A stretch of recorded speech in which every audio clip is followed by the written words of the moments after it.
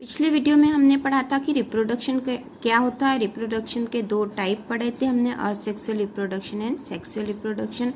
अब आज हम पढ़ेंगे सेक्सुअल रिप्रोडक्शन। बाकी का इस लेसन का पार्ट हम पिछले वीडियो में हम लोग पढ़ चुके हैं। Sexual reproduction involve formation of the male and female gamete either by the same individuals or by different individuals of the opposite sex. These gametes fuse to form the zygote which develop to form the new organism. Sexual reproduction में male और female दो gamete होते हैं, या तो वो same individual से एक ही ऑर्गेनिज्म से आते हैं या फिर दो अलग अलग ऑर्गेनिज्म से। These gametes fuse to form the zygote. ये गेमेट फ्यूज होते हैं और जिससे जाइगोट बनता है और वो ही जाइगोट आगे डेवलप होता है न्यू ऑर्गेनिज्म में। It is an elaborate complex and slow process as compare to asexual reproduction. यह प्रोसेस बहुत इलेबोरेट, कॉम्प्लेक्स और स्लो होती है बजाय कि असेक्सुअल रिप्रोडक्शन के। Because of the fusion of male and female gametes, sexual reproduction result in offspring that are not identical to the parental or among themselves. इसमें mail और female gamete का fusion होता है जिससे कि सेक्सुअल रिप्रोडक्शन से जो ऑफस्प्रिंग बनती है वो उसके पेरेंट के बिल्कुल सेम नहीं होती। हमने पिछले वीडियो में देखा था कि असेक्सुअल रिप्रोडक्शन से जो ऑफस्प्रिंग पैदा होती है या जो नया ऑर्गेनिज्म पैदा होता है उसमें जो नया ऑर्गेनिज्म पैदा होता है वो अपने पेरेंट की आइडेंटिकल कॉपी होता है, एग्जैक्ट कॉपी होता है। जबकि सेक्सुअल रिप्रोडक्शन में मेल और फीमेल गैमेट का फ्यूजन होता है जिससे कि जो ऑफस्प्रिंग पैदा होती है वो अपने पेरेंट के जैसी सेम टू नहीं होती है। A study of diverse organism, plant, animal and fungi show that though they differ so greatly in external morphology, internal structure and physiology, when it comes to sexual mode of reproduction, surprisingly they are share similar pattern. हम यहाँ पर ये बताया गया है कि एक study से पता चला है कि प्लांट, एनिमल और फंगी यदि उनके मार्फोलॉजिकल और इंटरनल स्ट्रक्चर में तो बहुत डिफरेंट होंगे, लेकिन तो भी जब हम सेक्सुअल मोड ऑफ रिप्रोडक्शन की बात करेंगे तो उनमें बहुत सारा पैटर्न सेम होगा, एक जैसा होगा। Let us first discuss what feature are common to this diverse organism. पहले हम इस बारे में डिस्कस कर लेते हैं कि इन डाइवर्स ऑर्गेनिज्म में क्या कॉमन है। All organism have to reach a certain stage of growth and maturity in their life. सारे ऑर्गेनिज्म में एक निश्चित स्टेज होती है ग्रोथ और मैच्योरिटी की, before they can reproduce sexually. यदि जो रिप्रोड्यूस होंगे सेक्सुअली उसके पहले की एक निश्चित स्टेज होती है, उसके बाद ही उनमें रिप्रोडक्शन होता है। That period of growth is called the juvenile phase. वह ग्रोथ का पीरियड जुवेनाइल फेज कहलाता है। It is known as vegetative phase in plant. Plant में से वेजिटेटिव फेज कहा जाता है। This phase is of variable duration in different organism. अलग अलग ऑर्गेनिज्म में उस फेज का अलग अलग ड्यूरेशन होता है। The end of juvenile vegetative phase which marks the beginning of the reproductive phase can be seen easily in the higher plant when they come to flower.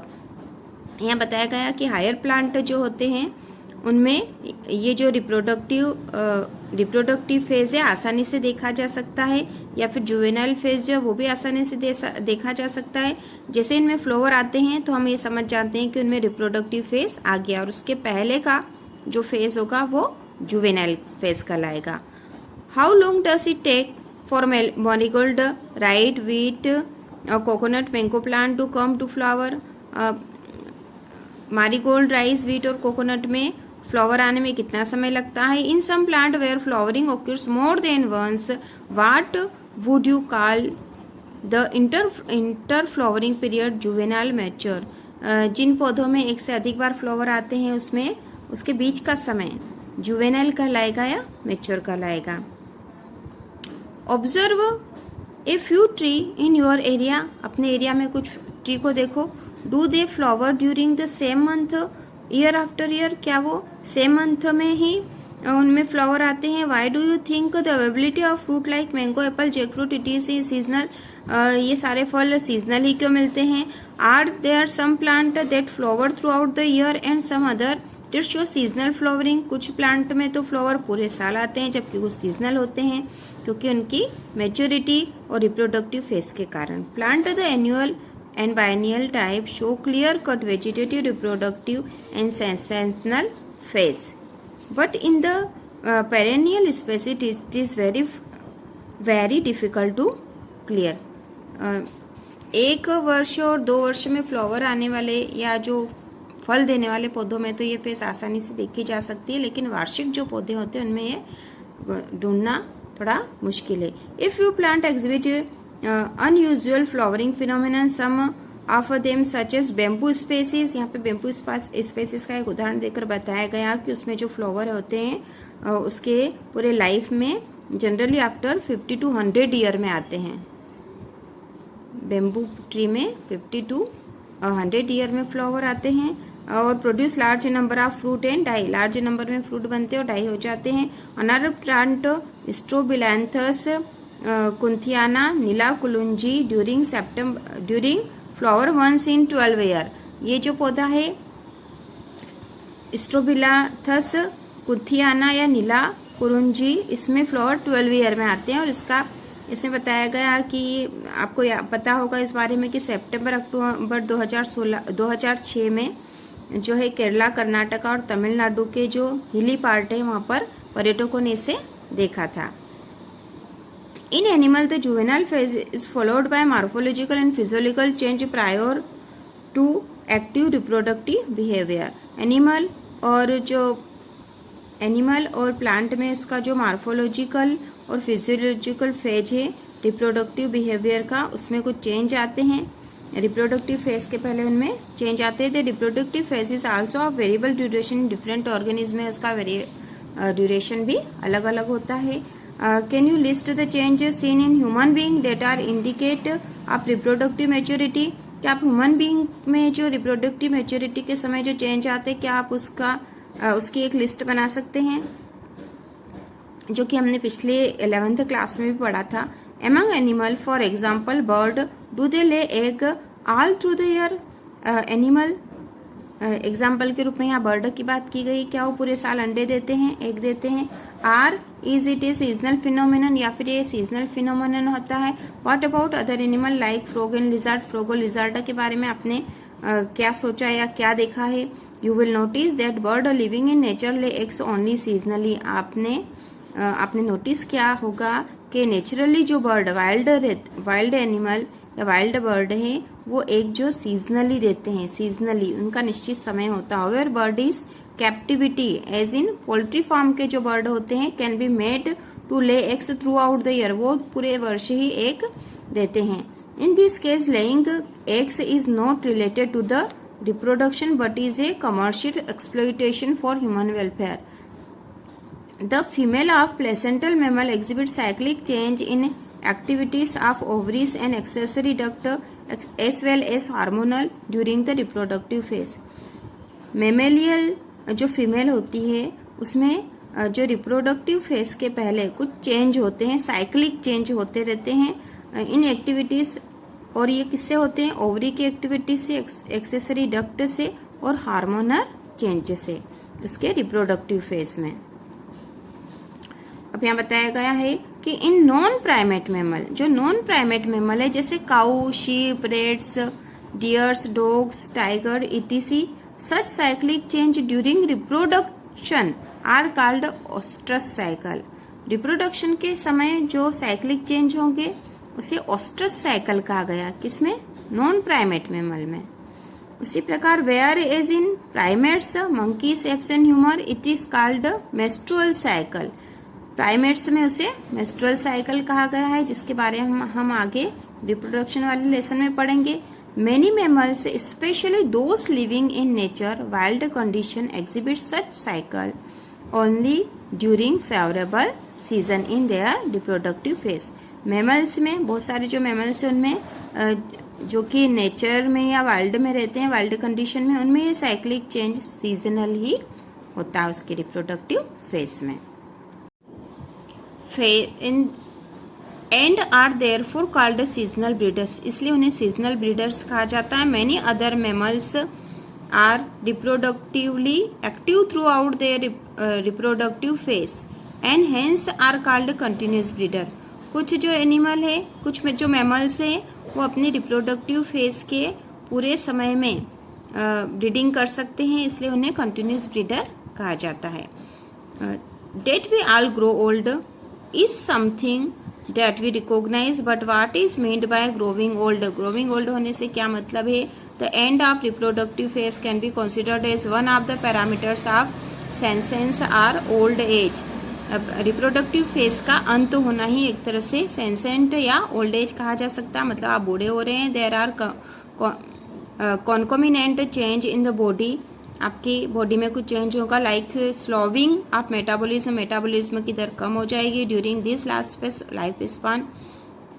Old age ultimate leads to death, old age से आखिरकार death हो जाएगी. In both plant and animal hormone are responsible for the transition between the three phase. Plant और animal दोनों में ही in three phase के बीच में जो ट्रांजिशन होता है उसके लिए हार्मोन ही रिस्पॉन्सिबल है, हार्मोन के द्वारा ही होता है. Interaction between hormones and certain environmental factor regulate the reproductive process and the associate behavior express of organism. Event in sexual reproduction. अब सेक्सुअल रिप्रोडक्शन में क्या क्या इवेंट होते हैं इस बारे में बताया गया है यहाँ पे.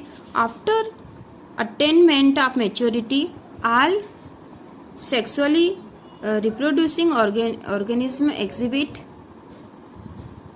exhibit event and process that have remarkable fundamental similarities.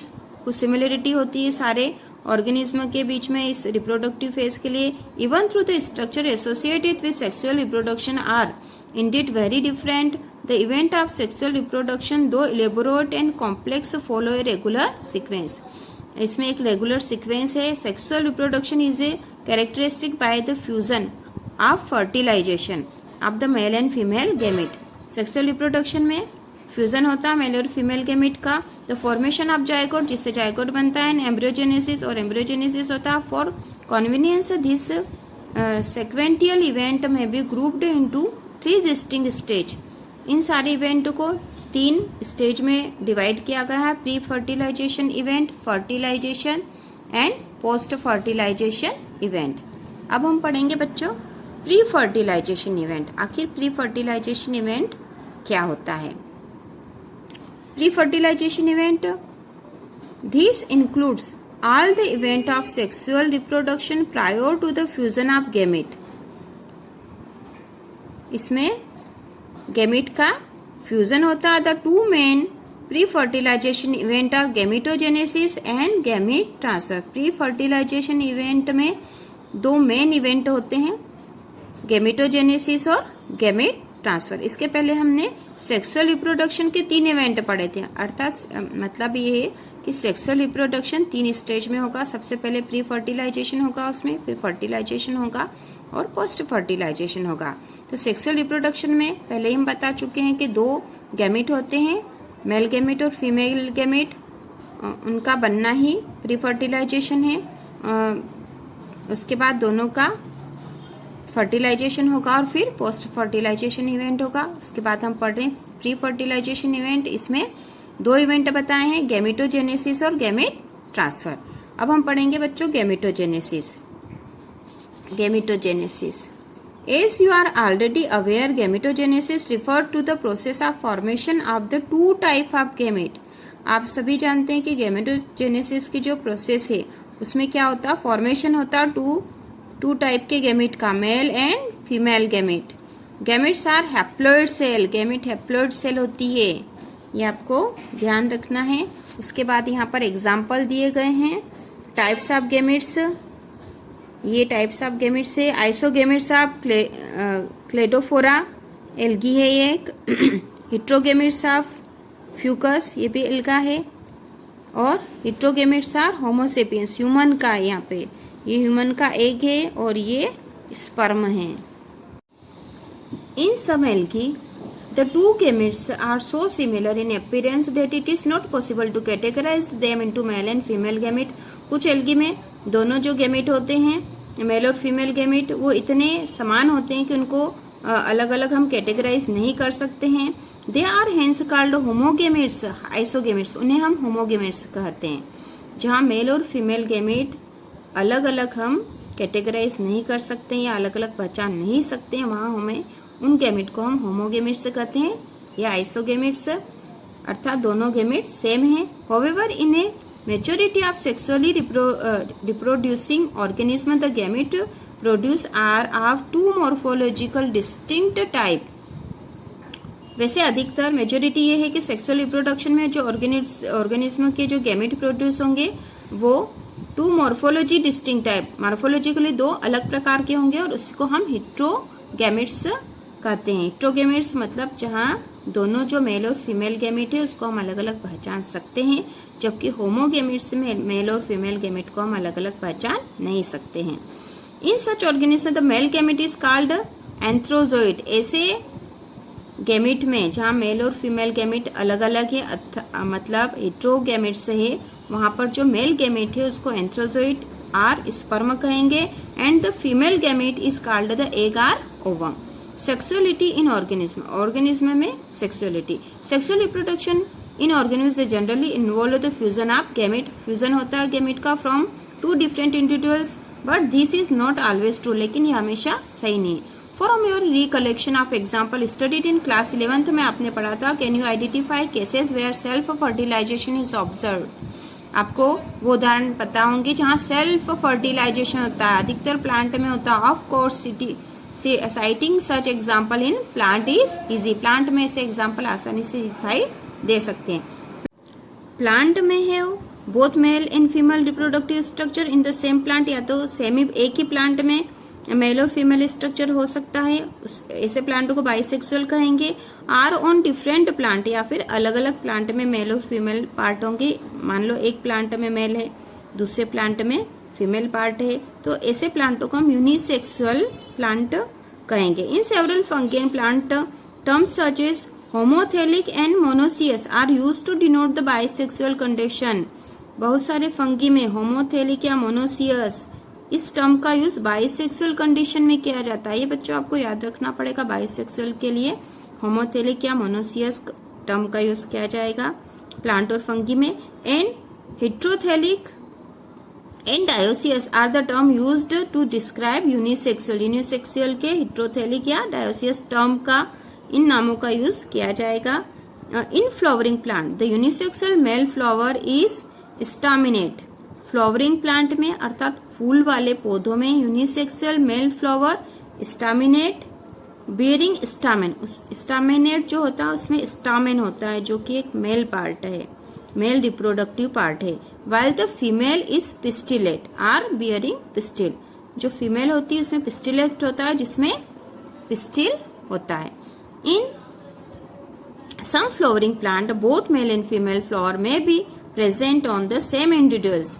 कुछ जो फ्लावरिंग प्लांट होते हैं उसमें मेल और फीमेल फ्लावर सेम इंडिविजुअल्स में एक ही प्लांट में होते हैं, इस प्रकार के प्लांट को मोनोसियस कहेंगे। आर ऑन सेपरेट इंडिविजुअल्स, या फिर अलग अलग इंडिविजुअल्स में होंगे या अलग अलग प्लांट में होंगे तो हम उसे डायोसियस कहेंगे। Some example of monoecious plant are cucurbit and coconut, and of dioecious plant are papaya and dead palm. Name the type of gametes that are formed in staminate and pistil flower. ठीक है, name plant और ये सारी चीजें हम आगे के lesson में जरूर पढ़ेंगे। बट व्हाट अबाउट एनिमल, लेकिन एनिमल के बारे में क्या कहा जाए? Are individuals of all species either male or female unisexual. सारे जो इंडिविजुअल्स है सभी स्पेसीज के वो या तो मेल है या female. Are there species which possess both the reproductive organ, क्या कुछ ऐसी स्पेसीज है जिसमें बोथ रिप्रोडक्टिव ऑर्गेन होते हैं, मतलब मेल और फीमेल दोनों एक ही में हो सकते हैं, बाइसेक्सुअल है क्या कुछ? You probably can make a list of several unisexual animal species. आप यूनिसेक्सुअल एनिमल स्पेसीज की तो लिस्ट आसानी से बना सकते हैं। Earthworm, sponge, tapeworm and leech. Earthworm, sponge, tapeworm और जो लीच है, leech typical example of bisexual animal. Earthworm, sponge, tapeworm and leech typical example of bisexual animal. That possesses both male and female reproductive organ, उनमें दोनों ही male और female reproductive organ होते हैं साथ में। Are hermaphrodites, cockroach is an example of unisexual species. अब हम आगे पढ़ेंगे, इन्होंने यहाँ एग्जाम्पल दे दी बाइसेक्सुअल एनिमल के और यूनिसेक्सुअल के। अब हम पढ़ेंगे cell division during gamete formation, gamete formation के समय cell division. Gamete in all heterogametic species are of two namely male and female. Heterogametic condition मतलब जहाँ मेल और फीमेल अलग अलग होते हैं, अलग अलग हम रिकॉग्नाइज कर सकते हैं जिन गैमेट में, वो दो टाइप के होते हैं, मेल एंड फीमेल, ये हम सभी जानते हैं। गैमेट्स आर हैप्लॉइड, गैमेट्स जो होते हैं वो हैप्लॉइड होते हैं। दो the parent plant body from which they arise में बी एदर हैप्लॉइड और डिप्लॉइड, जिस पेरेंट्स बॉडी से उनका वो बने होते हैं वो या तो हैप्लॉइड हो सकती है या डिप्लॉइड, लेकिन गैमेट हमेशा हैप्लॉइड ही होते हैं। A haploid parent produce gamete by mitotic division, ये इंपॉर्टेंट चीज है। Haploid parent produce gamete by mitotic division. Does this mean that meiosis never occurs in organism that are haploid? Meiosis नहीं होता है उन ऑर्गेनिज्म में जो हैप्लॉइड होंगे, उसमें मियोसिस नहीं होगा बल्कि माइटोटिक डिवीजन होगा। Carefully examine the flow chart of life cycle of algae that you have studied in class 11th में, जब आपने एल्गी का लाइफ साइकिल पढ़ा था वहाँ आप केयरफुली ध्यान से देखिएगा to get a suitable answer, इसका आंसर पाने के लिए। Several organisms belonging to Monera, fungi, algae and bryophytes have haploid plant body, but in organisms belonging to pteridophytes, gymnosperm, angiosperm and most of the animal including human being, the parental body is diploid। यहाँ पर जो बताया गया है कि जो kingdom है Monera, fungi, algae, bryophyte, इसमें हैप्लॉइड प्लांट बॉडी होती है, जबकि ऑर्गेनिज्म जो कि टेरिडोफाइट होते हैं, जिम्नोस्पर्म और एंजियोस्पर्म होते हैं, and most of the animal including human being, animal अधिकतर जिनमें ह्यूमन बीइंग भी है उनमें पेरेंटल बॉडी डिप्लॉयड होती है। It is obvious that meiosis the reduction division, meiosis जो है एक तरह का रिडक्शन डिवीजन होता है, has to occur if a diploid body has to produce haploid gamete. ठीक है, मियोसिस जो रिडक्शन डिवीजन होता है वो occur in a diploid body में मियोसिस होगा, जिससे कि रिडक्शन हो जाएगा और जो गैमेट है वो हैप्लॉइड हो जाएंगे, हैप्लॉइड गैमेट उससे प्रोड्यूस होंगे। अब यहाँ बच्चों क्रोमोसोम नंबर बता रखे हैं ऑर्गेनिज्म में, जैसे ह्यूमन बीइंग में, क्योंकि इसमें डिप्लॉयड मियोसाइट होता है और डिप्लॉयड होते हैं, इसलिए इसमें 46 होते हैं, और जब हैप्लॉइड बन जाएगा तो 23, हाउस फ्लाई में 12 होते हैं, डिप्लॉयड होता है, रेट में 21 हैप्लॉइड होता है, डॉग में इसी प्रकार सारे के दे रखे हैं। हम अब आगे पढ़ेंगे। इन डिप्लॉयड ऑर्गेनिज्म में specialised cell called meiocytes gamete mother cell undergo meiosis. Diploid organism में स्पेशली सेल होती है मियोसाइट जिसे कहते हैं, वो गैमेट की मदर सेल कहलाती है, उसमें मियोसिस होता है। At the end of meiosis only one set of chromosomes gets incorporated into each gamete. Meiosis के एंड में गैमेट का जो है एक ही सेट, क्रोमोसोम का एक ही सेट गैमेट में आएगा। Only one set of chromosomes get incorporated into each gamete, प्रत्येक गैमेट में क्रोमोसोम का एक सेट आएगा, किसमें, मियोसिस के एंड में। Carefully study table 1.1 and fill in diploid and haploid chromosome number of organism. Is there any relationship in the number of chromosome of the meiocyte and gametes के बीच में कोई रिलेशन है क्या? अब हम आगे पढ़ेंगे बच्चों, गैमेट का ट्रांसफर कैसे होता है। After their formation male and female gamete must be physically brought together to facilitate fusion fertilisation. Fertilisation मतलब मेल और फीमेल गैमेट का मिलना। Have you ever wondered how the gamete meets, gamete कैसे मिलते हैं? क्या आपको इस बारे में आश्चर्य नहीं कि कैसी होती है process? In A majority of organism mail gamete is motile and female gamete is stationary.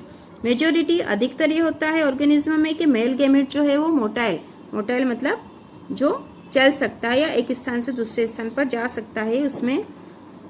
और फीमेल गैमेट जो है स्टेशनरी एक स्थान पर रहता है। Exception are a few fungi and algae, इसका कुछ एक्सेप्शन है और वो है कुछ फंगी और एल्गी में ऐसा नहीं होता। In which both type of gamete are motile, इनमें दोनों टाइप के गैमेट मोटाइल होते हैं। There is a need for a medium through which the male gamete move, वहां पर किसी मीडियम की आवश्यकता होती है जिससे कि गैमेट मूव कर सके, which the male gamete move कर सके। In several simple plant like algae, bryophyte and pteridophyte, water is the medium through which this gamete transfer takes place. अधिकतर प्लांट में वाटर एक मीडियम है जिसमें कि मेल गैमेट ट्रांसफर हो जाता है। Large number of male gamete however fail to reach the female gamete, अधिक लार्ज जो मेल गैमेट है वो फीमेल गैमेट तक पहुंचने के प्रयास में सफल नहीं होते हैं। To compensate this loss of male gamete during transport, the number of male gamete produce in several thousand times of number of female gamete produce, क्योंकि मेल गैमेट ट्रांसफर के समय फीमेल गैमेट तक नहीं पहुंच पाते हैं और मेल गैमेट ही motile होते हैं, इसलिए मेल गैमेट की संख्या ज्यादा होती है फीमेल गैमेट से। In seed plant pollen grains are the carriers of male gamete and ovule have the egg. Seed plant में बीज वाले पौधों में क्या होता है कि पोलन ग्रेन जो होती है वो कैरियर होती है मेल गैमेट की, and ovule have the egg, ovule में एग होता है। Pollen grain produced in anther therefore have to be transferred to the stigma before it can lead to fertilisation. Pollen grain में anther produce होता है और उससे transfer कर देता है इसे स्टिग्मा तक, before it can be lead to fertilisation, जिसके बाद ये फर्टिलाइजेशन की प्रोसेस होती है। इस पूरी प्रोसेस की स्टडी हम अगले लेसन में करेंगे। In bisexual self fertilization plant pea transfer of pollen grains to the stigma is relatively easy. Bisexual plant जो होते हैं या बाइसेक्सुअल में जो होता है सेल्फ फर्टिलाइजेशन होते हैं, क्योंकि उसमें दोनों ही मेल और फीमेल गैमेट एक ही फ्लावर में होते हैं, तो वहां पर इसमें आसानी होती है, फर्टिलाइजेशन में इजी होता है वो। As anther and stigma are located close to each other, anther और स्टिग्मा एक दूसरे से करीब करीब पास में ही रहते हैं। Pollen grains soon after they are shed come in contact with the stigma, pollen grain जैसे वो मैच्योर हो जाएगी तो स्टिग्मा के कांटेक्ट में आ जाएगी। But in cross pollinating plant, लेकिन क्रॉस पोलाइनेटिंग प्लांट में जो कि यूनिसेक्सुअल होते हैं including dioecious plant, a specialised event called pollination facilitate transfer to pollen grain to the stigma. Pollination होता है, पोलाइनेशन मतलब मेल गैमेट का फीमेल गैमेट तक पहुंचना। Pollen grain germinate on the stigma and the pollen tube carrying the male gamete. Pollen grain जो है germinate होगी stigma तक और pollen tube carrying the male gamete, pollen tube जो है कैरी करेगा मेल गैमेट को। Reach the ovule and discharge male gamete near the egg, और मेल गैमेट को एग के पास डिस्चार्ज करेगा। ये पूरी प्रोसेस जो है हम फ्लावरिंग प्लांट में रिप्रोडक्शन अगले चैप्टर में इसको पूरी डिटेल में हम स्टडी करेंगे, इसलिए हम यहाँ पर केवल रीडिंग कर रहे हैं इनकी। In dioecious animals since male and female gamete are formed in different individuals the organism must evolve a special mechanism for gamete transfer. Dioecious plant में मेल और फीमेल गैमेट अलग अलग प्लांट में होते हैं, इसलिए इनमें एक प्रोसेस होती है गैमेट ट्रांसफर की, जिससे कि मेल गैमेट फीमेल गैमेट तक पहुंच जाता है। Successful transfer and coming together of gamete is essential for the most critical event in sexual reproduction, the fertilisation. Male gamete का फीमेल गैमेट तक पहुंचना ही सबसे बड़ा इवेंट है, जिससे कि अगली प्रोसेस फर्टिलाइजेशन होगा। ठीक है बच्चों, अब हम पढ़ेंगे फर्टिलाइजेशन।